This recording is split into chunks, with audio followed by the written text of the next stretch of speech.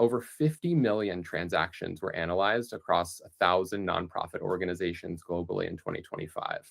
So that means that what we're seeing is actual donor behavior, and that's what we're going to talk about today. So what we found in all of this data is this big paradox.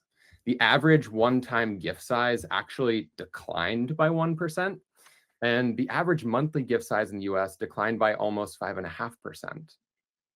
Now that can set off some alarm bells, but here's the paradox. Conversion rates are rising, recurring enrollment is growing up to 9%, and mobile donations crossed 50% threshold. Social to recurring conversion doubled in email. What does all this mean? Well, I wanted to start by just kind of researching what other paradoxes are out there and are there any similar ones? And forgive the little history lesson here, but I found this super interesting. There's this thing called the Jevons paradox.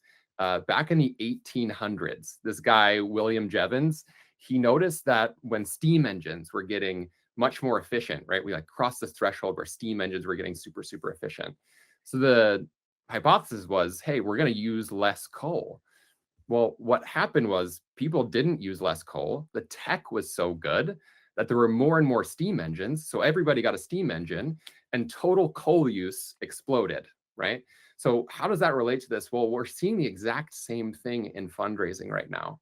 As the friction of giving goes down, the initial cost of entry is smaller, the volume of committed donors is really booming.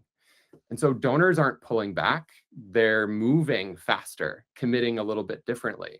Smaller upfront gifts don't necessarily mean lower donor value. Organizations that are winning in 2026 will build their revenue architecture around how donors are actually giving today. And from what we've seen in this data, it's mobile first, it's social driven, and also commitment led.